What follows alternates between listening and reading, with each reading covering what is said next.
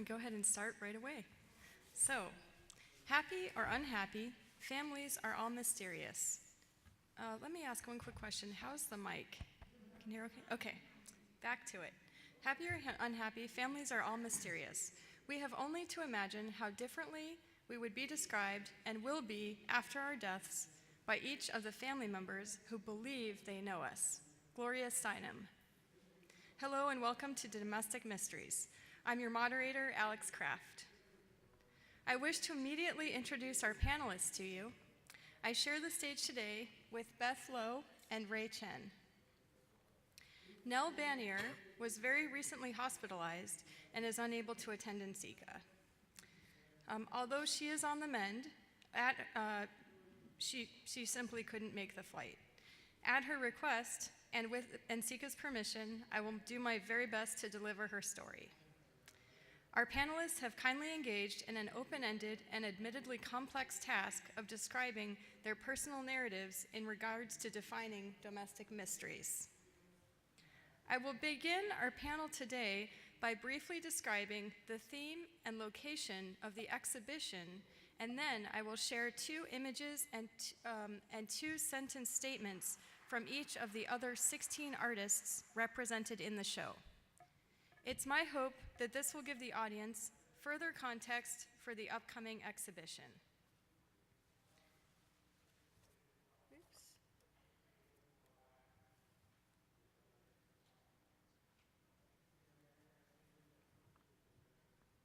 This exhibition will be held at the Yingge Ceramics Museum, which is located in Taipei, and it houses exhibition spaces for many curatorial projects, as well as a wing for traditional pottery and future predictions in industrial and high-tech ceramics.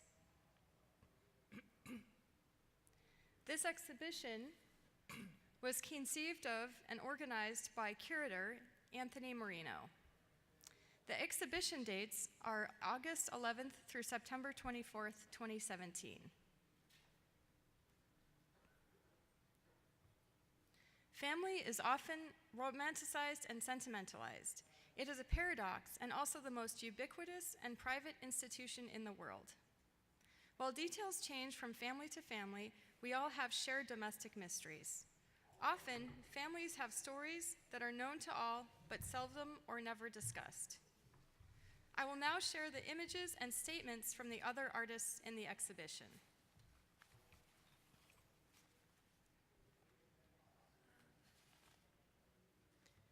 Christy Brown. Even the most well-functioning family unit often has a lurking mystery that is never spoken of. As a figurative artist with a strong interest in archetypes and narrative, I am focusing on ideas about the secret lover, the secret child, and the secret disturbed or hidden relative.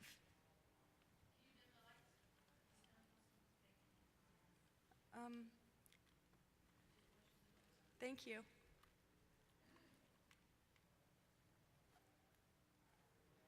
Wonderful. Oh. Thank you. I'm going to do that real quick.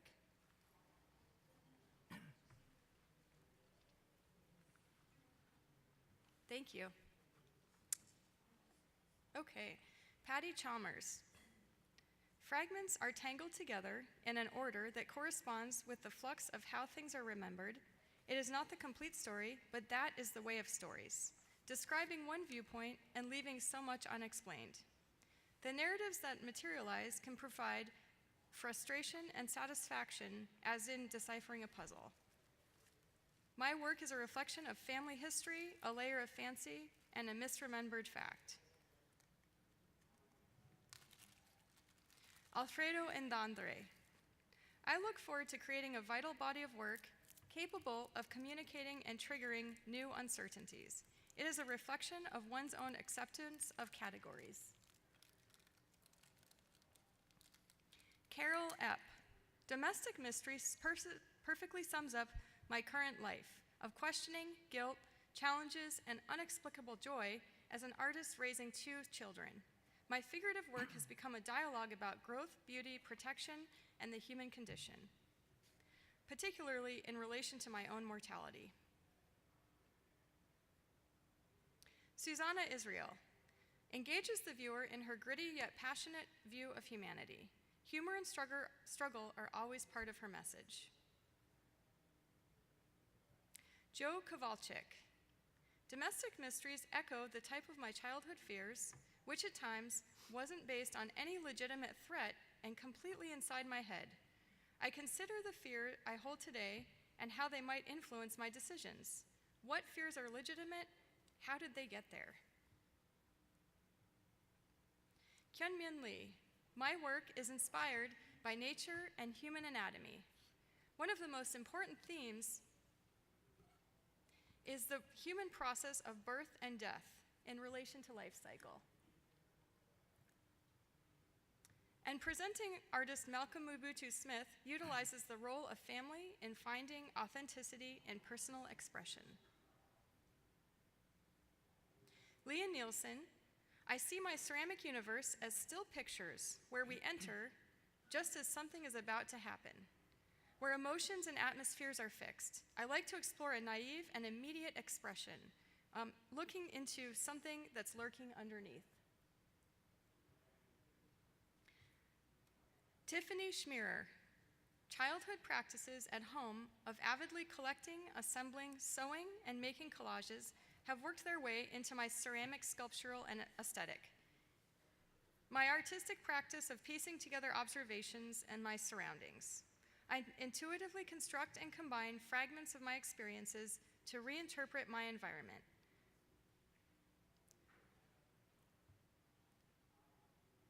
Virginia Scocci.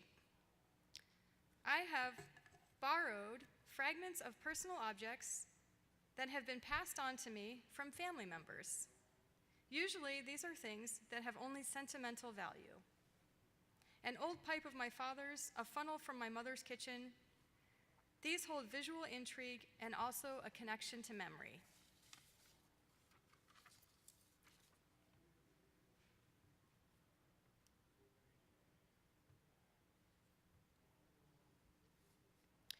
Xiaoting Yu.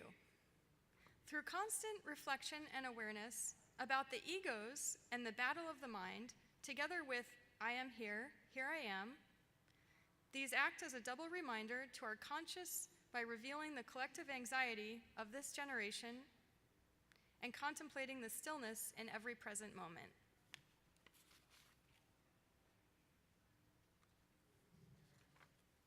Karoliina Szeliga. These works are small, in white, and are important due to a point of color. They speak of a home space and relationships with people, as well as of sharing space with your inner physical self. Sometimes we must unify to work for the successful recovery of one person or for the strength of the whole. Monica van den Dool. These two pieces from the prize winner series combine decorative and celebratory images with some unlikely and underappreciated heroes. I chose to reward their endurance and persistence with oversized ribbons. Janice Mars Wunderlich. The inherent cycle continues as generations move from childhood to challenging roles as becoming a nurturer.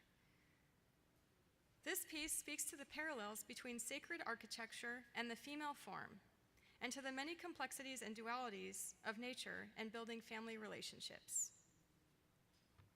And for myself, in this series, I created a tableau of memories, reimagining the aesthetics of a great aunt centerpiece and personifying the remnants of wallpaper.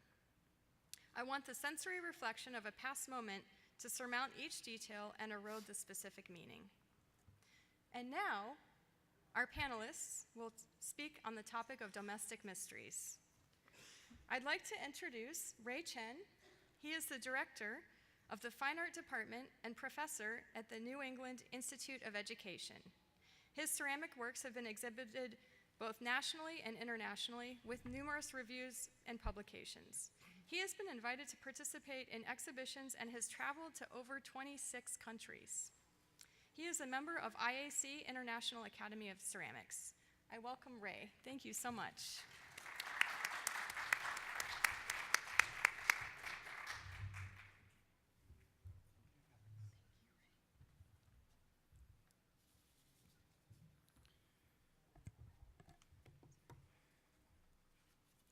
morning, everyone.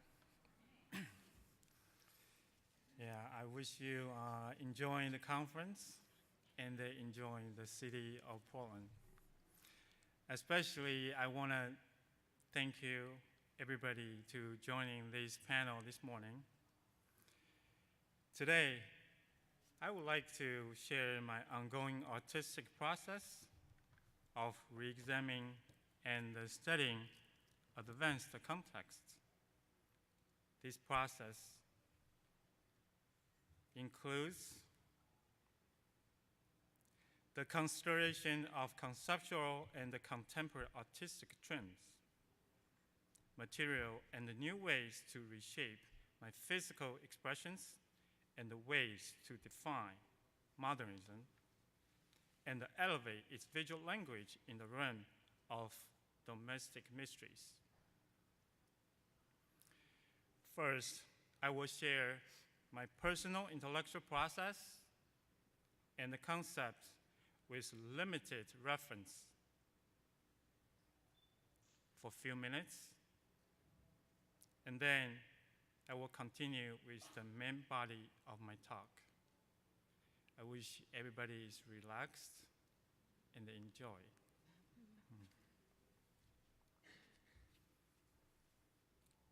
21st century, thinking in ceramics can broadly exist, be cultivated through initiative, critical thinking, and the efforts that challenge our intellectual and the creative processes. Post-modernism reflects a time of great progress, and the progress is an important metaphor for change. Change is seen not as a linear progression, but as a series of networks and flows, connections and reconnections, because they are always forming and reforming, never have time to solidify. In contemporary art, material is also a major part of the representational context. Therefore, material, creativity, and self-expression have become the main focus of my ongoing process of investigation in my work. Mother and child.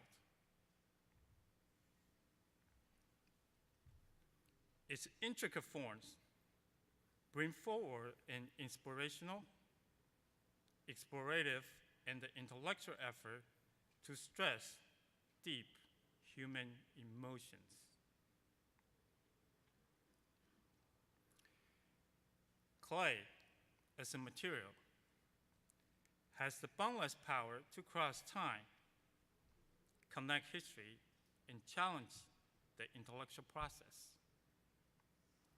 Reflective of these changing dynamic, contemporary, and the post-modern ceramics continues to explore its role and the questions, the constraints of the media. Its receptivity to the possibilities of the unexpected and its response to the world provide aesthetics and intellectual evidence of our motivation and vision.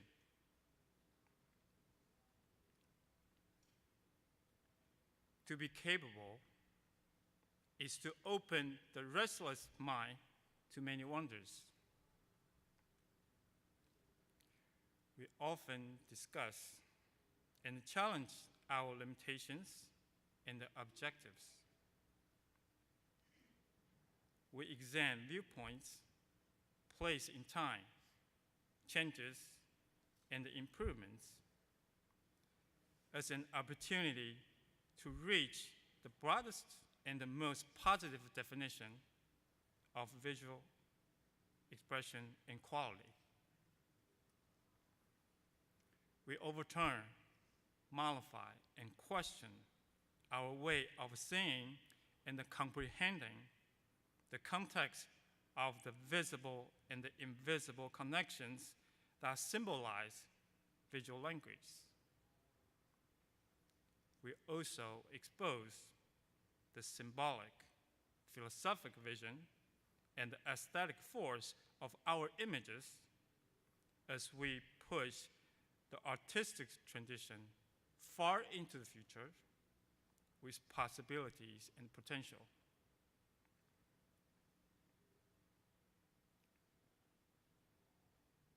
Questioning is the only constant for learning, to wonder about and then to wonder about art. As a Chinese American, I learn and grow from a process of time, culture, history, and value. Eastern culture and my family education shaped my early life and influenced my life to be humble, polite, and patient. Preserve harmony, but to be sensitive. I have been learning and growing to become who I am through experiencing the process of time and culture in maintaining a strong sense of history and value. Process speaks to historical or cultural significance because it is a testimony to cultural continuity, change, possibility, and potential. That is part of the motivation and vision of my creative method.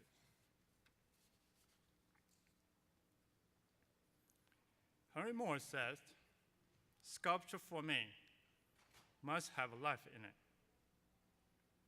By creating a vitality and a life with form and meaning is to keep primitive power with humanist content." My work, Mother and Child, moves from tradition to contemporary, from realistic emotional expression to abstract presentation, from east to west. For the last several years, I have addressed in my work the central relationship between my mother and myself. 25 years ago, my mother fell ill to Parkinson's disease. As the only son in my family and in accord with the tradition of Chinese culture, it became my role to take full responsibility for her and to be strong. I encouraged her with love and warmth.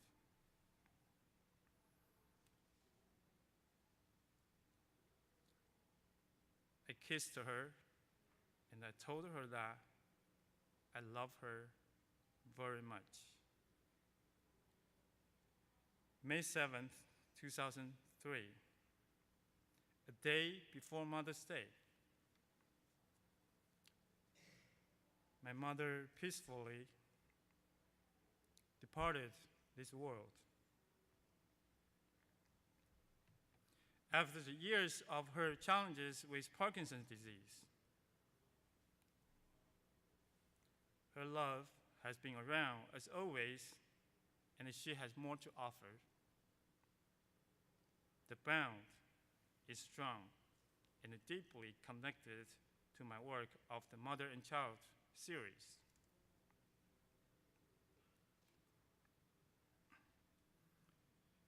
My mother was a traditional, open-minded, and a contemporary Eastern woman.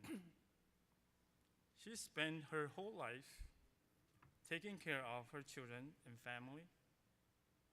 And so it was a family tragedy for us when she suffered with Parkinson's.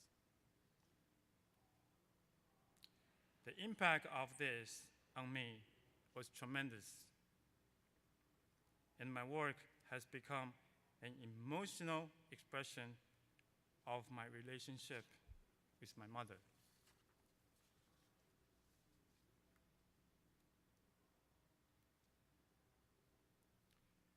My mother's influence on me was constant.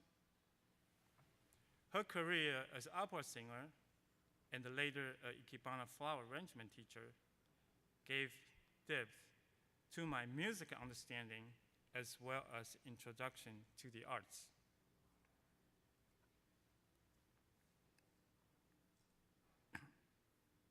At age 22, I began to study flower arrangement with my mother, a practice which helps me to think about space and the visual objects from all perspectives.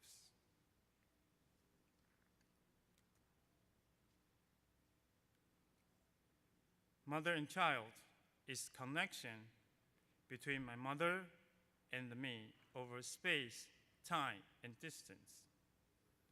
It is measurement in feelings through my own personal experience, presenting movement, energy, love, relation, honesty, and integrity. The exploration of form, space, and the lines has become an outer language to embody my inner feelings through this experience. I value form in space as the relationship between internal and the external. One cannot exist without the other.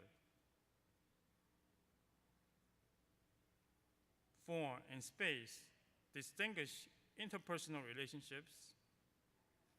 The objective is to compose a portrait that is charged with rich, emotional, and spiritual vision.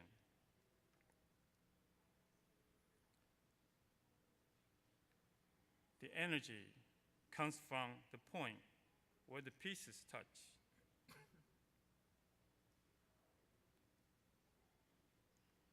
The composition of textural abstract forms is affected strongly by the space between forms. Also, I believe the content of my sculpture to be an emotional connection between form and materials.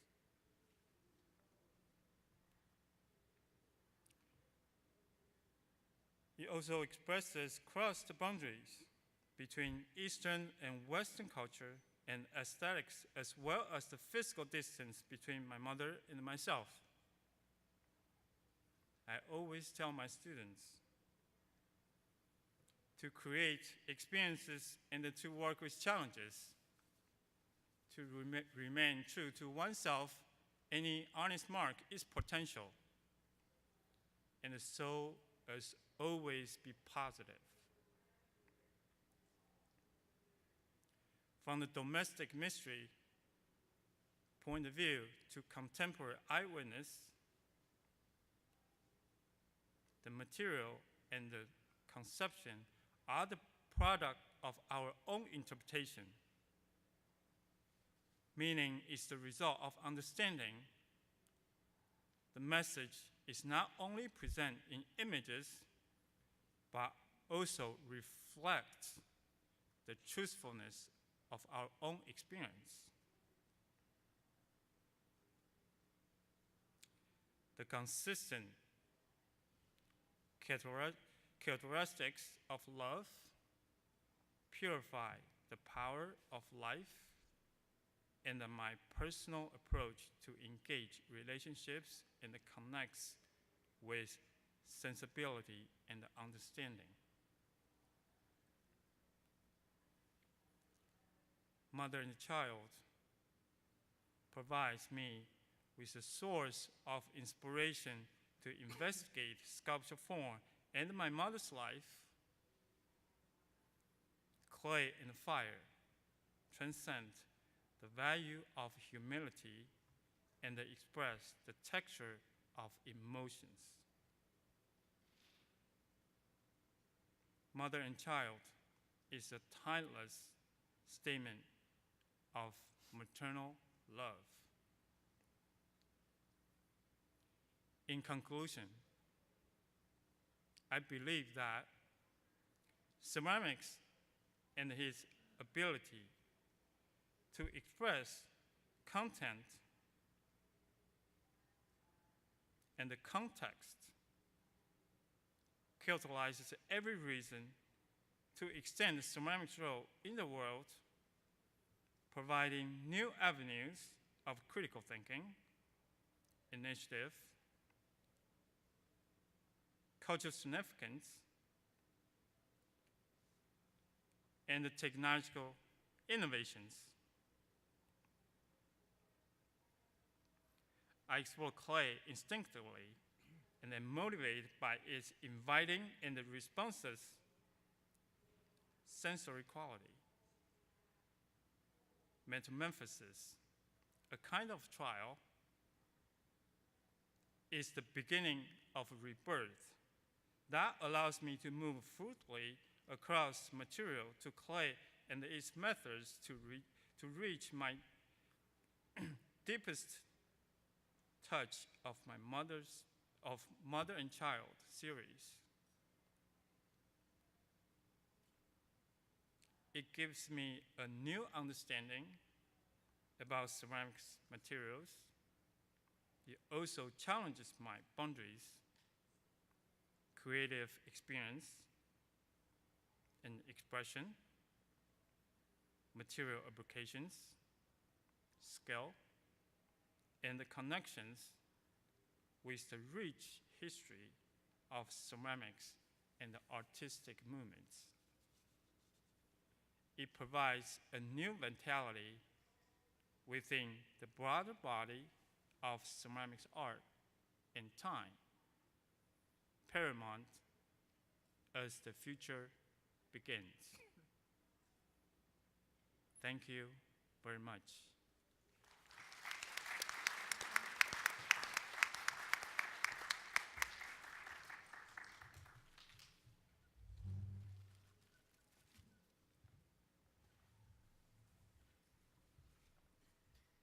Thank you, Ray, so much. I really appreciate it. And now, Beth Lowe will speak with us. She exhibits internationally, is the recipient of multiple awards and honors, including but not limited to the Artist Hoy Fellowship Award, was a past NCECA demonstrator, and is also multi-talented. She happens to also be a bass player and vocalist for the Big Sky Mudflaps and Salsa Loca. She's played on the NBC show, the Cool Jazz Festival. She has also written children's books with her sister and received the Marion Vannett Ridgway Award and the Montana Book Award for her children's book, Mahjong All Day Long. Without further ado, my dear friend Beth Lowe.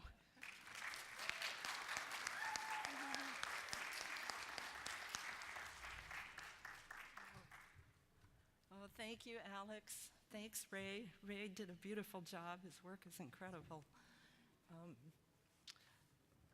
Thanks, everybody, for coming. Thanks, Alex, for organizing. Thanks to NCECA, of course. I've been working for quite a few years, so I had a hard time editing my slideshow down. So there's going to be too many images, and I will try to go quickly. So hopefully I'll be able to get this done in our 20 minutes. We thought we had an hour and a half, so we are crammed a little bit.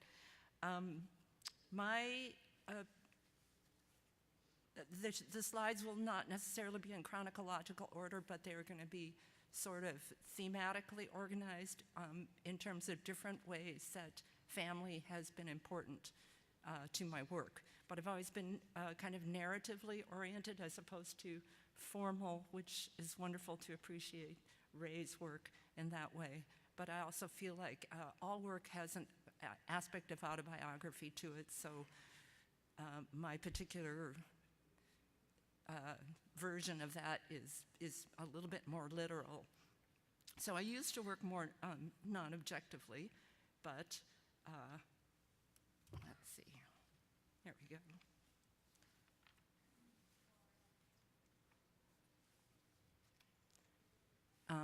Anyway, this is where I'm from. I live in Montana, just had to show that really quick. So there will be a bunch of influences here. Rudy Audio, who is my teacher at University of Montana, and then I took over at that position for him, an amazing teacher though. Frida Kahlo, I think, is an influence because she's one of the people that worked about her ethnicity and also autobiographically. So these people give you permission to work in similar veins when you see somebody do something that you connect with. Mary Cassatt is one of the people who deals with motherhood in a beautiful way. And she never had kids herself, but I think that she still knew how to get that feeling across. So as I was saying, I used to work non-objectively, but then I gave birth to my child, who is 30 now.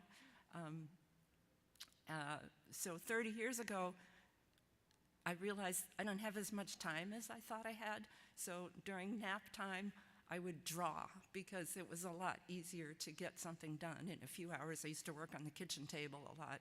And so I started drawing images of him, and I wanted it to feel like the Tiananmen Square Mao Zedong head, like, takes over your life, right?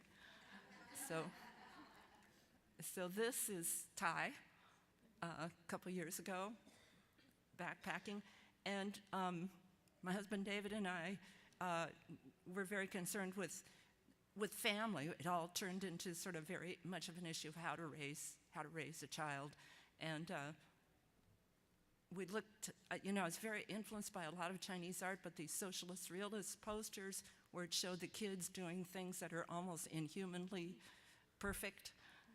That was sort of something that sort of caught my fancy and my way of thinking, and it was a little bit of a way to parody my own desire to have a perfect kid. So I did a lot of drawings on pottery and in sculptural form of this, I call this the Good Children series. So this is sort of the first entry into sort of literal looking at family. And the Good Children series, most of the time, the kids are doing things that are kind of precocious, like the way the socialist realist kids did. These particular pieces are called work play. They sort of also question the idea of what is work and what is play, and if the two things are the same, then you're on the right track. So if your work is also your play. Just some other manifestations. It was actually sort of a step for me to make these into three-dimensional forms. It's sort of like, oh, go from drawing to just making them. Okay, I can do that. Influenced a little bit by the Tang Dynasty figurines, but these are little communist children doing good. And they take form of, this is teapots, the heads come off, salt shakers, and these little faces and people sort of just started appearing as ways to work compositionally with the image of the child. I think of one reason that I've stuck with the image of the child is I think it's really potent because you think of the child as innocence and potential. What can that child become? Vulnerability, and your inheritor, the person who will inherit what you have to give. So those are all things that I think that are pretty universal that people can relate to. So, and then there's also the aspect of biography or autobiography with that. This is a Celadon vase. I don't know if you can see it too clearly, but the images are all bad children, running with scissors, spilling things, breaking things. So all this investigation into having a child led me into thinking of my own relationship with Asian culture and how I wanted to pass some of that on to my son, and it also gave me a new appreciation for my parents and just sort of Asian culture in general. So I've done a lot of pieces where I sort of question my own status as a minority in US culture, and what percentage of am I Chinese and what percentage am I just a typical American. So this piece is called Red, White, and Blue and White for the flag and for the blue and white ceramics. And here's a couple of details from that. So I like the idea of sort of playing with this immersion into Asian culture. Another version, this piece keeps changing its title, but right now I'm calling it Formed by Culture. 2 figures, and the footprint of the form that they're growing out of is the US and China. I feel like Chinese people can make fun of being Chinese, but Americans can't. It's like not okay. So I have this huge collection of Chinese kitsch ceramics, and there's a lot out there. There's a lot, of a few different cultures, but there's a lot of Asian little cheap mold ceramics that are pretty interesting to collect, and so it seems like it's okay for me to collect them. So that as well as comic books are sort of an influence in terms of how I draw and reference to childhood. Little Lulu, I think, was like a good Chinese girl. I really thought she was a good character. So I've done a lot of pieces using the idea of a speech bubble that sort of also off of that figurine and kitsch Chinese ceramics.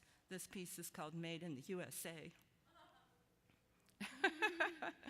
Good, that's the reaction I want.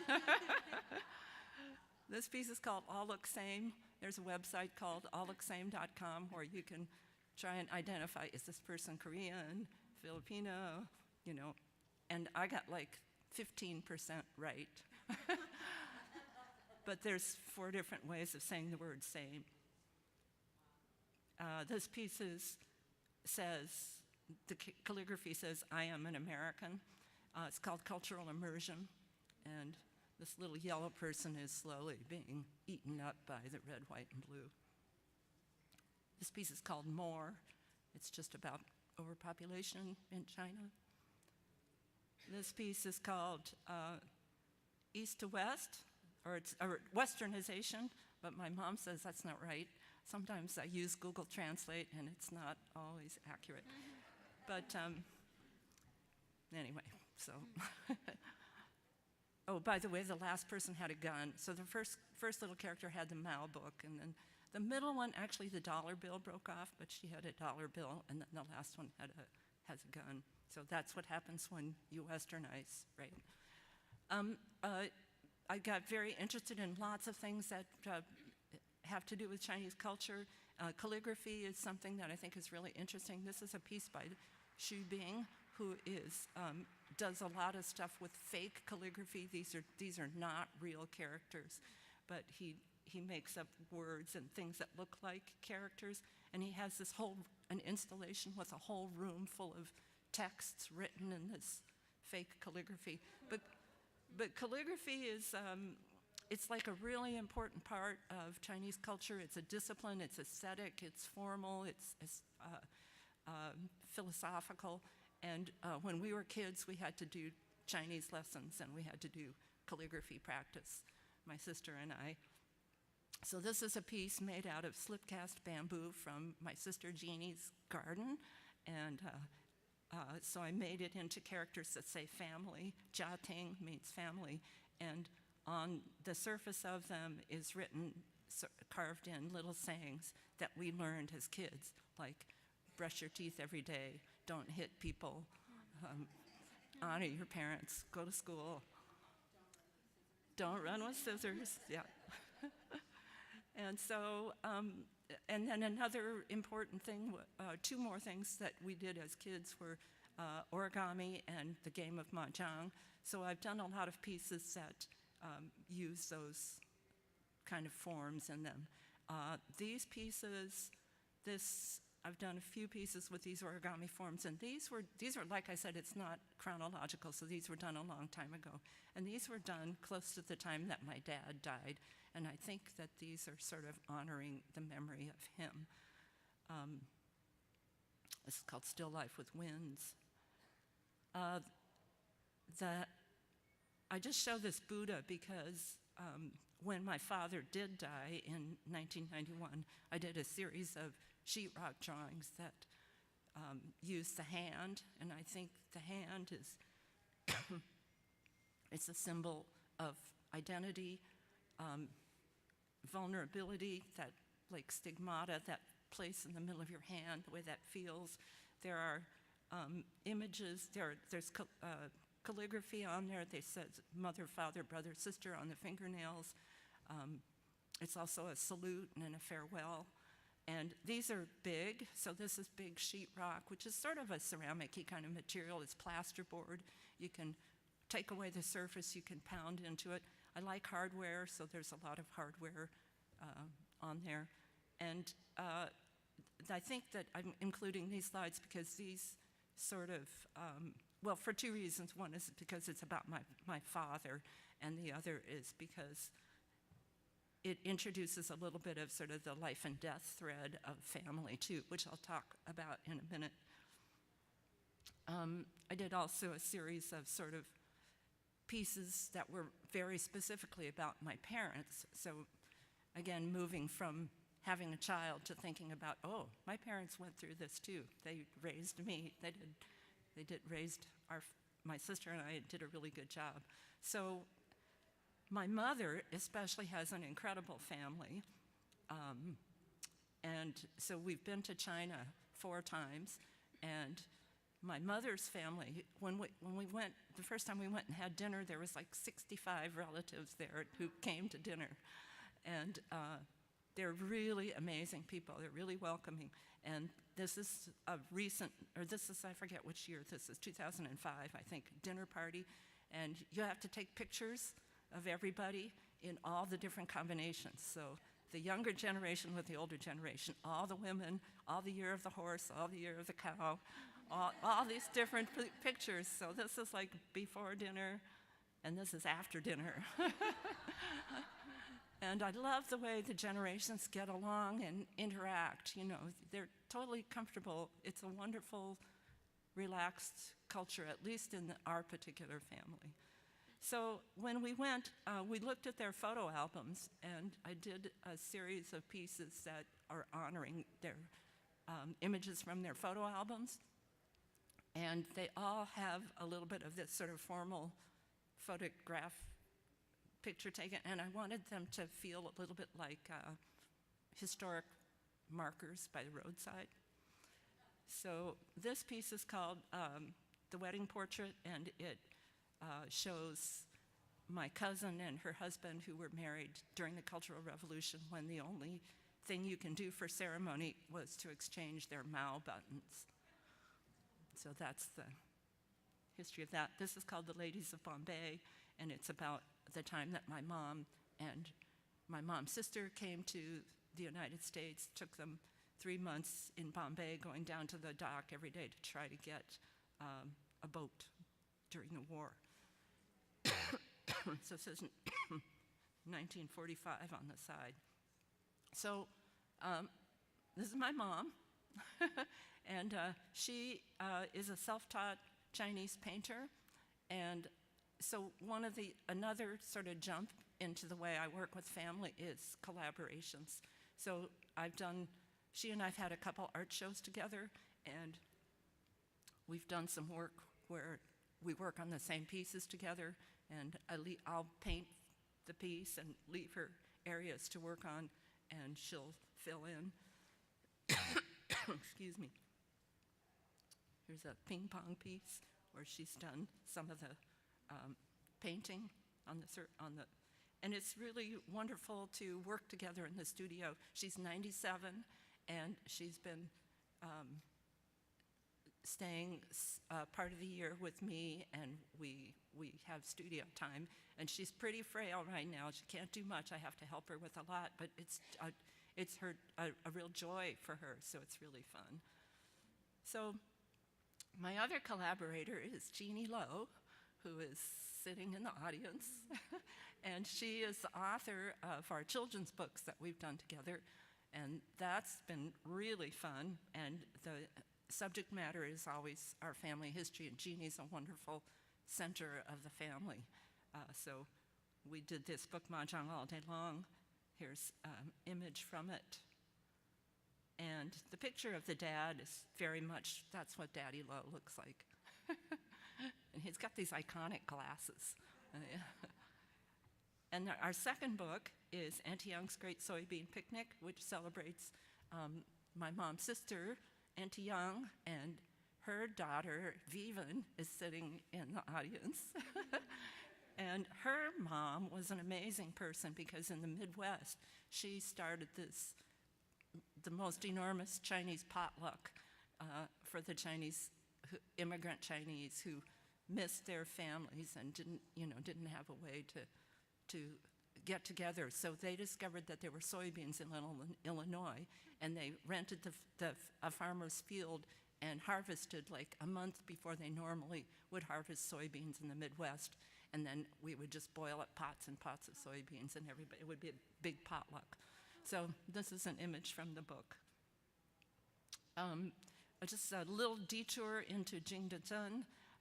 This is Janet Whaley, who's in the audience. We went to Jingdezhen, and I think the thing I came back with is more of a love of Celadon, and I started to use the Celadon as water, and water became a big theme for me, and I think that the water imagery has to do a little bit with life and death. Water is sort of the source, and it's also dangerous, and it's also where I relax.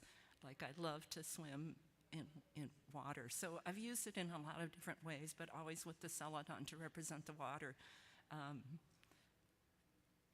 This is a piece called Flood, and we have 7 buckets with little babies trying to get out. This is a little bit of this is the danger side of water. This piece is called Kan, and if anybody has done the I Ching, it's like broken line, straight line, broken line, broken line, straight line, broken line. It's a fortune-telling device, or I don't know what you call it, but with the swimmers, Kan is, I used to be obsessed with throwing the I Ching because I was like, what's going to happen? What should I do? And it's supposed to help you decide your future or help you decide what to do. I would always get this one. This is the abysmal. Water is the abysmal. And it's sort of a bummer when you throw your coins and you get this. But it always has a way of uplifting you and telling you how to get out of the situation. So I became very fond of this hexagram. Here's a piece that I made for Korea, which is a little bit overwrought, but still learning. So these have electric fans that blow the water in those trays. The light reflects on that and bounces up on the figures and flickers. And this piece is called Breath, and each figure has a little gold leaf breath. The water carries over into the pottery. These are just little swimming people. I call these dip bowls because you could put guacamole in the bottom and then their feet would be in the guacamole. There's just another version of sort of thinking about water and swimmers. This is the water. I tinted the water to look like Celadon. And then sort of the final little series that I want to talk about is legacy, inheritance, or what we pass on, called various pieces with this title. A lot of them use images from funerary papers, which funerary papers are to be burned when somebody dies, and they carry, like that suit of clothes, you're going to take that to the next life. So I've started using both funerary images and also images of wealth. There's a lot of beautiful pottery that has vases and flowers on them, and so it's like what we pass down to the next generation. And these I've used this kind of decoration on figures and on pottery. And one of the things I like about it is that I like the idea that you can create pattern out of dissimilar objects. So it feels like a pattern, but I don't have to have the discipline to make the same thing over and over again. I can improvise as I'm working. Some cups, and these are some coil-built vase forms. They're probably about 24 inches tall. So these are probably my most recent direction. And I think it's partly from thinking about the full circle of life and having, taken care of my 97-year-old. We think about the end of her life, and then we go, oh, well, that's coming up for us, too. So as you get older, I think you do think about those things more. And just one more piece about legacy. I worry about our country quite a bit. And this piece is called Child's Play, The Little Girl's Got a Gun. And my other family is my musical family. So this is 1981 on the NBC Today Show. And this is a couple years ago. So thank you very much.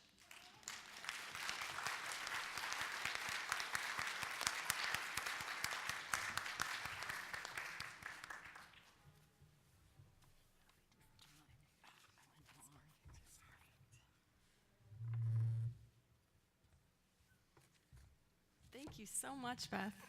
Just wonderful. Sorry I went too long. It was perfect. Just so grateful to have you guys up here. All right, so I'm going to try to speed read a bit through Nell's, just to give us a sense of an overview of her story. And please do bear with me. As I said before, it was a relatively quick need for me to read her story for her. Thank you. All right. So in 1988, at age 43, Nell finished art school. Her parents finally accepted her, but her husband did not. And this was the beginning point of a 30-year search to find her past and the influence in relation to World War II. Nell's parents met at the International Peace Group traveling through Europe. Oops, give me 1 second. Oops. There we are. The impact of Nazi Germany on Jewish, gay, and disabled people's lives was known. Later in life, Nell learned that her father's father had a Christian Jewish mother. On May 10, 1940, the Germans occupied the Netherlands. Much later, Nell learned that her mother's mother was a Christian Jew. In summer of 1942, the German occupation rounded up all single Jewish and half-Jewish men for deportation.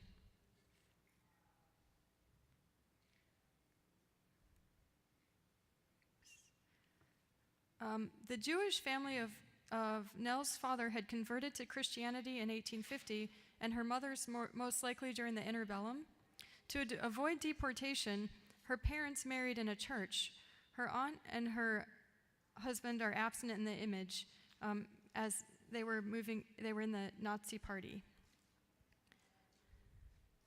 In May 1943, a daughter was born to Nell's parents, and she was taken away a year later to be raised by her mother's family.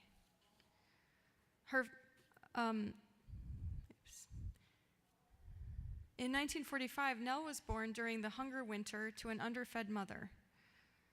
In 1945, when World War II ended, her sister was returned and went to live with her mother in Denmark for recovery.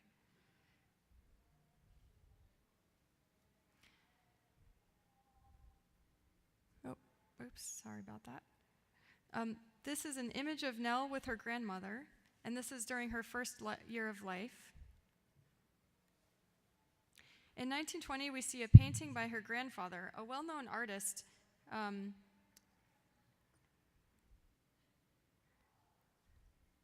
In the summer of 1946, Nell was reunited with her mother and her sister. Due to the war, her sister would belong to her mother's family and she to her father's family. This would continue throughout their lives. Here we see an image of her grandfather, a portrait. And here we see Nell working. She believes in clay. She at the preschool that she attended.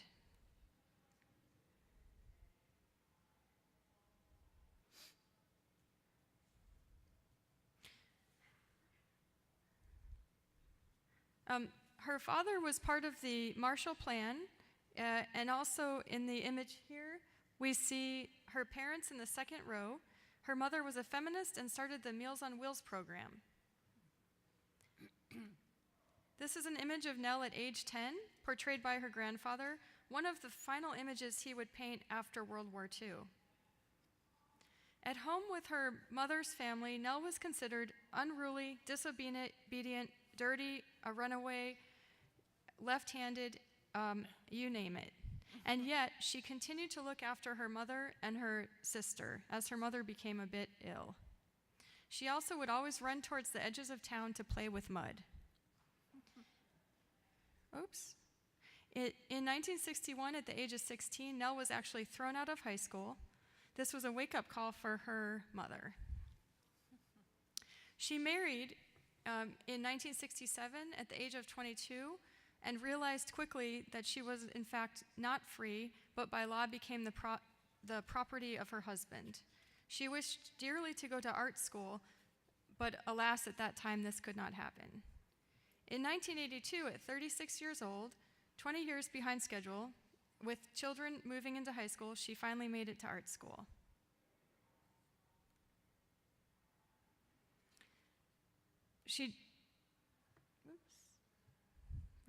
Sorry guys, we're gonna keep moving forward. I'm having some technical difficulty with images there. Here's some images, this one being from her residency at the European Work Center. And she has a very interesting way of working. You can see her interesting figurative approach in relation to armatures.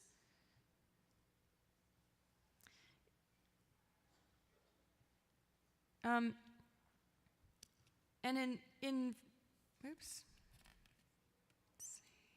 1994, she was introduced to Harris Deller and was invited to join the MFA program. And my apologies, the images are not loading with the text, but I'm going to move us forward. In 1955, at 50 years old, Nell joined the MFA program. She also had the opportunity to take summer school in Alfred.